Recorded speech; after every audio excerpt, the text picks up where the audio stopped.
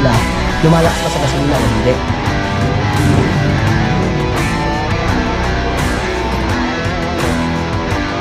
Pag nagpalit sila ng pipe, kailangan pa rin ng oil na. Boss Nicky, Oy, para sa ng remap at ano ang mga ginagawa at ginagamit sa pagre-remap?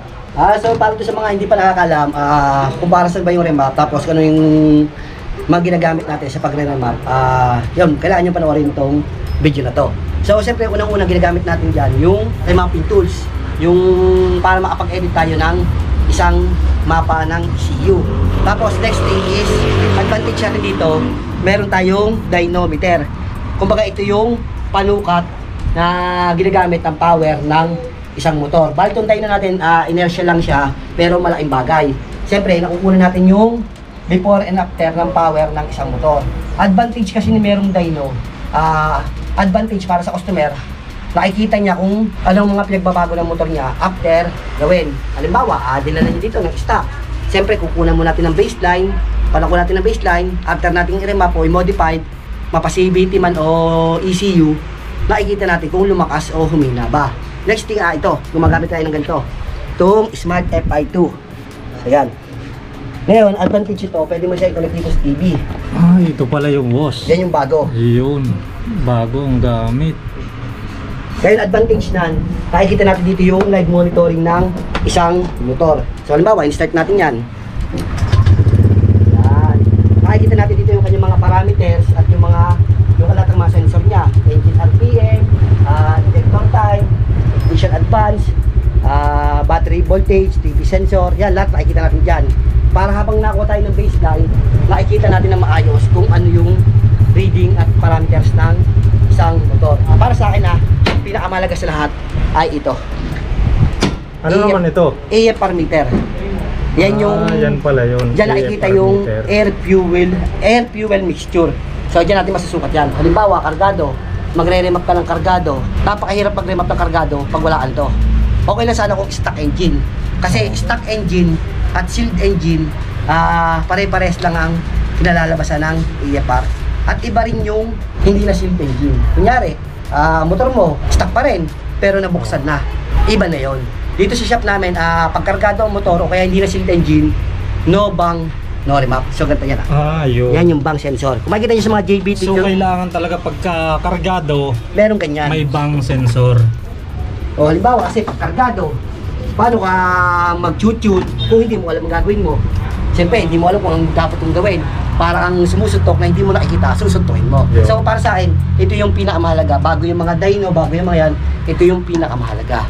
Para makorek yung fuel at saka fuel air mixture and yan. fuel mixture. Pag nag-tune mo na maganda yan, ngayon lumalakas pa yan. Anyway boss, anong karga ho na rin? All stock lang, pati CVT, sealed engine. Kaya yung AFR to, expected ko, ito, yan, pala natin.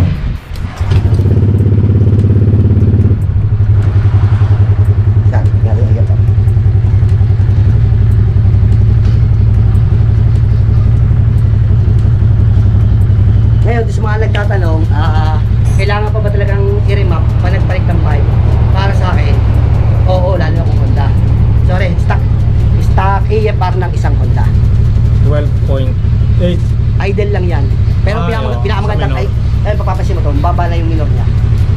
Mababa yung minor niya, 1.4. Ang dapat yung idle nito ay maabot na 1.6. More on fuel siya. Ngayon, pag nirep na natin yan,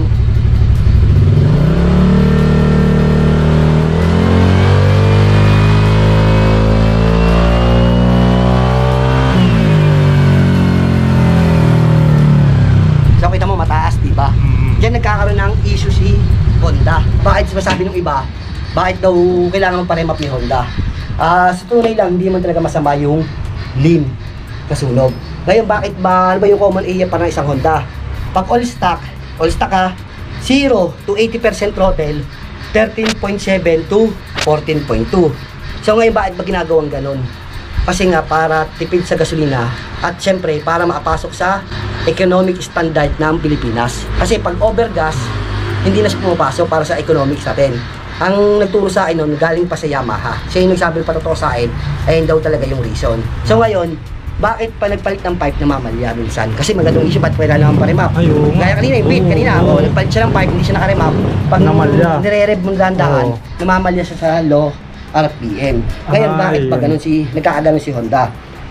Kita mo kanina, di ka meron siyang mga point na lumalampas ng 14.5, nagkikinsi pa. Oo. Sorry, yung EFR check natin. Nilagay ko na dito para madali. Yan, ito kahit saan makikita mo to, sa Google, sa YouTube, kahit saan makikita mo yan. Ito, wala itong problema. Okay lang dito kung stock engine. Itong lean best torque. Oo, kasi nga, kaya lean best torque, kailangan mo ng torque para mag-power yung motor. Mag-torque palalo. Kaya lagi kadalasan sa arangkada, ito yung tune. Ngayon, ano ba yung masama na EFR na may nahilan ba't namamali yung motor? Ito yun. Stoichiometric. Tagal-tagal na. AFR, storage. Ngayon, pag nare-reach mo to, dito na yung point na namamalya yung motor. Tapos ito pa, meron din ito, safe best power. At meron din ito. Kadalasan palitutun ako, dito ko nilalagay sila luwag to. Safe best power. So ngayon, ito. Ngayon, pag sa full rev naman, bawa, pinull rev ko siya. Ganito naman yung rating niya.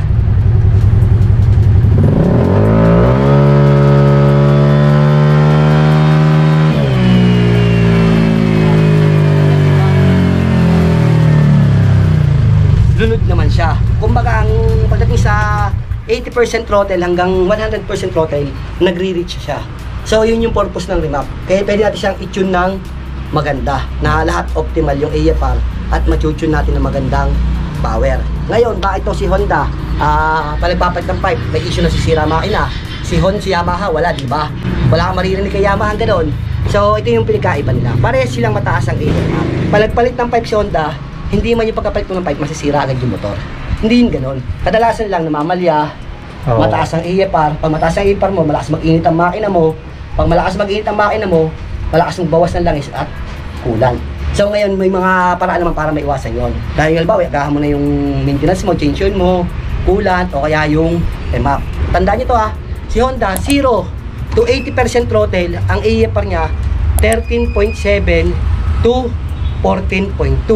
Ngayon, palagpalit ka ng pipe, nagiging 13.9 to 14.5 siya. Mas tumataas. Ngayon, pagdating mo sa dulo, nalulunod siya, nagre-reach siya sa sobra. Medyo lumalakas sa gas. Ngayon, si Yamaha, ganun din ang EFR ng Yamaha. Walang pinagkaiba. 13.7 to 14.2. Palagpalit ng pipe, magiging 13.9 to 14.5. Yung nga lang pinagkaiba nila, si Yamaha, 0 to 60% throttle, mataas ang EFR niya. Pag nalampasan mo na yung 60%, halimbawa 65% hanggang 80%, optimal na yung EFR niya. Tapos pagdating sa dulo, lunod. Ayun yung pinagkaiba ng dalawa kung bakit walang Yamaha ang nasisira ang makina pa nagpapalit ng pipe. Ngayon, tatanungin natin sino mas tipid sa gasolina, Honda o Yamaha? Honda naman. Honda. Kasi nga, isipin mo, 0 to 80% throttle, mababataas yung EFR niya. Mas konting gasolina lang yung binubugan niya compare kay Yamaha. So ngayon, gusto man tatanong kasi, nagpalit sila ng pipe, gusto magpa-remap. Kadalasan kasi tinatanong ko kung ano ba yung CVT nila. Ganyan lagi pag may nag-inquire sa akin, boss, magkano pa remap? Tatanong ko agad kung all stock CVT ba. Ngayon, ang tanong doon, bakit ba? Kasi sa remap, bukod sa quick throttle response, yung gada silinyator mo, maganda ang bigay, walang palya. Tapos doon sa AFR optimal, nakaka-gain din tayo ng dagdag power sa dulo. Kasi pag nag-remap tayo, basta matune mo na maganda. Ngayon, bakit ba lagi tinatanong ko anong CVT, kung all stock CVT? Ganito yun. Kain natin ako natin itong baseline. Ito, all stock CVT ito ha.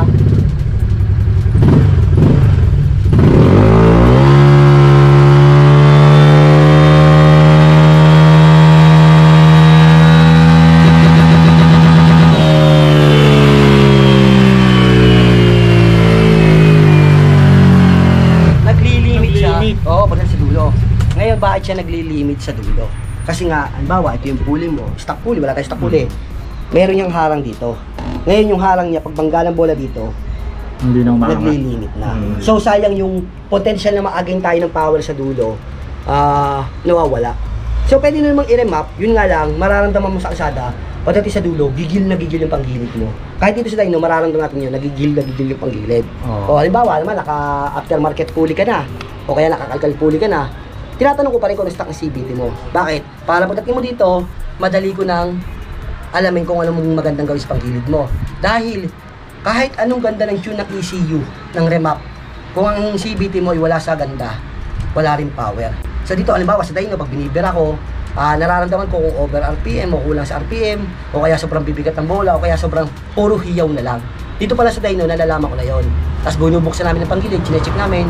Pwede namin magbigay kami ng advice sa customer kung ano mga kailangan palitan, o pwedeng palitan ng diretso. So nasusukat namin dito kasi nga may laro kaming dyno. So ito, pakabit muna natin to kasi nga nag-limit. Ipapakabit muna natin tong modified pulley set natin. So bali ito, ayan, ito ko nakalitan yan. Tapos ito, walang problema. Matagal na namin subok to na napakatibay nito. Yung nga lalaking kalaban nito, yung slider. Dapat kung anong pulley mo, yun ang ginagamit mong slider. So, pakabit muna natin ito.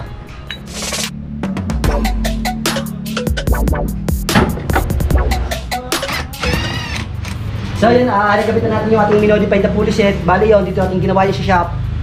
Stock modified, dito natin kinakalkal yung pulley.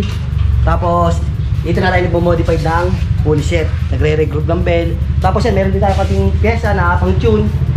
Kulang na tayo sa injector para sa mga kargado. So ito, TV natin to, ito yung sa dyno.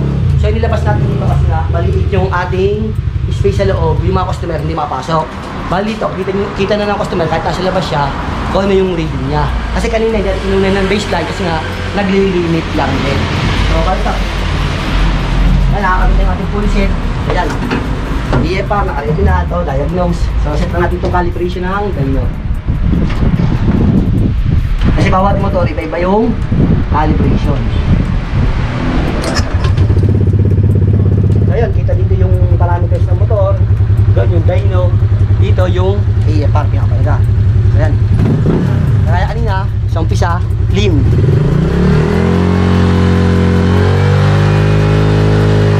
Sa dulo, dulot.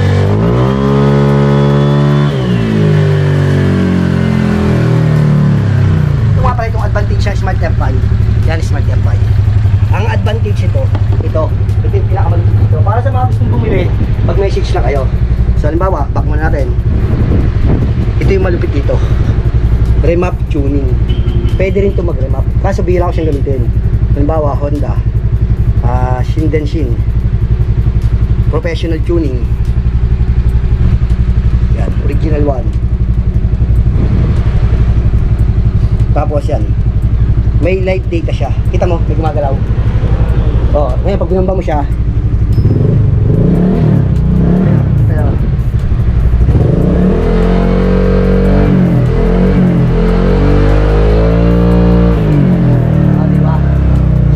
siyang gamitin.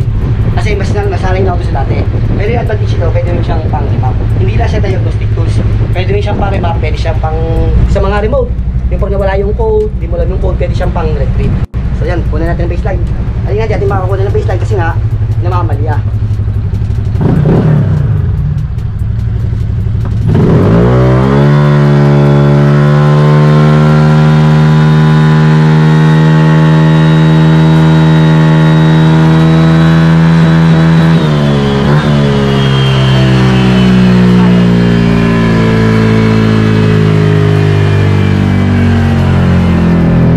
Ratio. Sa akin naman, kinakalibrate ko rin.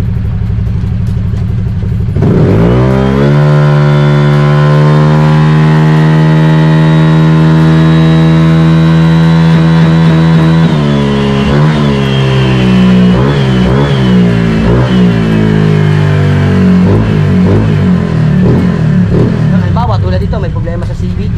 Maaga nagli-limit. Dito pa lang nakakapano namin mabuti. So isa pa, sige pa tayo siya. Maaga siya mag-limit eh. Doon pa lang, makakapain mo na agad yung panggilid ng isang motor.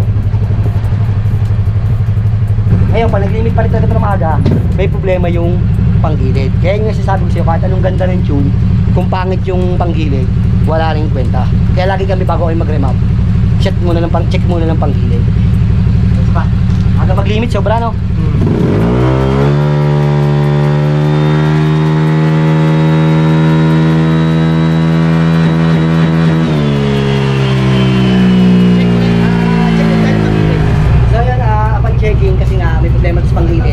Mabilis siya mag-limit. So, siyempre, araw-araw natin ginagawa, tama lang kayo dito natin. Yung center niya, sobrang lambot. Tapos, yung bola, sobrang gaganda. So, ngayon, ang bilis umakit ng bola naaabot agad yung limit niya. Ngayon sa kalsada, hindi naman magli-limit yun yung puputok-putok tulad ng slide, no? Sa kalsada, mararamdaman mo lang, parang ayaw nang pumangat ng speed. Sorry, kunan natin ito ng baseline, pati sabayan natin ng EFR.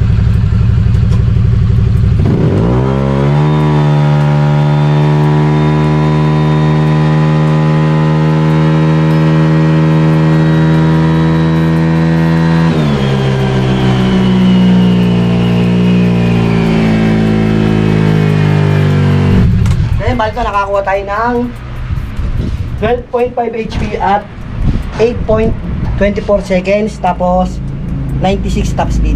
So wala tayong magagawa kasi naging resulta. Yung lang advantage lang talaga nito, may dyno kang dyno. Meron kang dyno kasi nga nasusukat mo yung power ng isang motor. So yan, bali ito, chuchu natin to. Sana mapalakas pa natin, tapos yung EFR may correct natin. Syempre yun ang pinakamahalaga. So yun, sa remapping, ganito yung mga binabago natin. Halimbawa, sample, siyempre, ito yung bin file. Unang-una natin binabago dyan yung limiter. So, ginagawa natin 12,000. Pero tutuusin naman talaga, kahit hindi mo nagalawin ito, pwede naman. Kasi sa kalsada naman, hindi naman umaabot ang stock engine sa 9,600 RPM. Nakadalasang limit ng isang Honda Click. Tapos yan, so, ignore natin itong limiter. Dito tayo sa fuel. Siyempre, kanina sa fuel, sa 0 to 80% throttle, di ba, mataas yung EFR. So para mapababa natin yon, anong gagawin natin? Dadagdagan natin ng gasolina. Tapos pagdating naman sa dulo, rich siya. Sobra-sobra sa gasolina. So ang gagawin natin, babawasan natin. So ito, okay lang luma. Ito, walang problema ito kahit makita ito ng iba. So yan yung ating editing. Sa umpisa, dinadagdagan natin ng gasolina. Ngayon, sa dulo, binabawasan natin. So sa mga nagtatanong dyan, panagparemap ba sila? Lumalakas ba sa gasolina o hindi? Ang sagot doon ay depende kung paano ka mag-drive. Kung pabalik-balik ka lang dyan, malapit lang takbuhan mo lagi, kadalasan kasi nandito yung nag-i-stay yung throttle mo. Kasi yan, kita mo yan, throttle yan. Yan yung throttle voltage. Ito naman yung engine RPM ng motor. So ngayon, kung lagi kang long ride, lagi ka nasa full rev, magbabawas ka sa gasolina, tipid ka sa gasolina.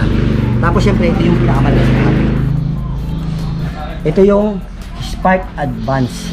Sa mga kalakasin ng iba ito, kuryente. Pinalalakas mo daw yung kuryente. So hindi yung pinapalakas, hindi may tamang term doon. Ito yung Advanced Ignition Timing. Yung pagputok ng kuryente bago dumating sa top dead center. Siyempre alam naman natin kung mekaniko ka, bago dumating sa top dead center yung piston, nag-i-spark na yung kuryente. So yan yung mga dinadagdagan natin, binabago natin. Hindi po yan pagpapalakas sa kuryente yan yung pag-a-advance. Halimbawa, sa 10 pa lang, 10 pumuputok na yung kuryente before sa top dead center. So yan, pag ginanyan mo yan, hinarangan mo to, tumitigas siya dito sa bilang ng 3. O halimbawa ngayon G's siya, di ba? Sabihin natin dinagdagan mo siya ng 4, naging 14. Ngayon pag tinaklaban mo yan, 6 pa lang matigas na. Di ba kaya nga yung mga stock nag-high compression? Di ba yung mga super stock nag-high compression? Ganun din dito. Napapatigas natin ang compression kahit stock engine. Pero napakaliit na na factor. Pero yun lang yung basic na paliwanag. So yan, pag nag-tune mo na ng maganda yan, at sa tingin mo malakas na, ipapasok mo na siya sa ECU ng motor. Ngayon, check mo kung maganda na yung power. Unang-una, syempre, check mo EFR. Kung maganda na ang EFR, sunod, kung maganda na ang EFR, titignan mo lang sa dyno kung nagdagdag na ng power. So yan, remap na natin yung motor sa loob. So, tapos natin yung remap ko, review natin, bumanda ng power, kaso may problema pa rin ako dito sa pangkilid. So ngayon, si customer, pag gano'n kasi may eksena, sinasabihan ko na lang kung yung mga dapat siya pang gawin. About sa EFR naman, hindi ko masyadong pinapakita sa mga video, pinapakita ko lang to dun sa mga customer. Kasi minsan dito nagkakatalo sa EFR Kasi ako bilang tuner, iba yung tune ko sa seal engine at sa nabuksan ng makina. Kahit sabihin mo all stock ka, kung nabuksan na ang makina mo, iba na yung tune ko sa'yo. Ngayon, iba rin ang tune ko sa seal engine. Kumbaga, inaral ko yan matagal na panahon. So, bali, kunan na natin ng baseline. Siyempre, yung EFR tago na lang natin. Siyempre, baka magaya. Diyan nagkakatalo talaga yung mga tuner. Bakit hirap na hirap silang magpalakas ng stock na makina? Sa atin, ang dali-dali lang. Ayan, baseline.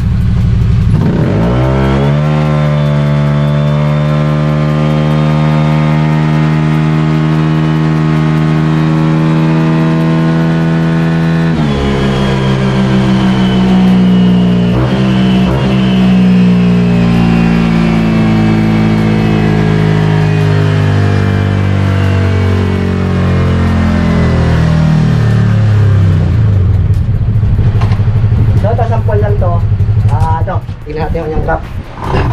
Kanina 12.5 HP at 8.24 seconds.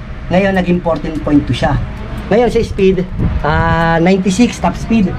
Ngayon naging 104 na siya. Yung nga lang yan, makita natin yung graph.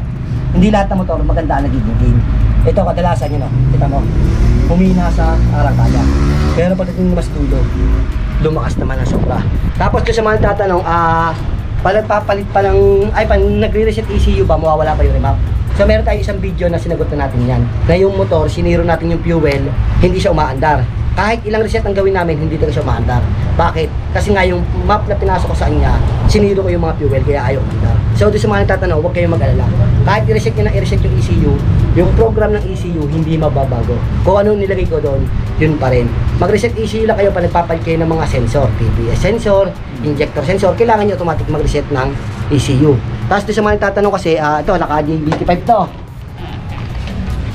Doon sa mga nagtatanong, pag nagpa-remap sila naka-JBT5, stock pipe, ang tanong ba, pag nagpalit sila ng pipe, kailangan pa mag-remap o hindi na? So, ang sagot nun, depende. Depende.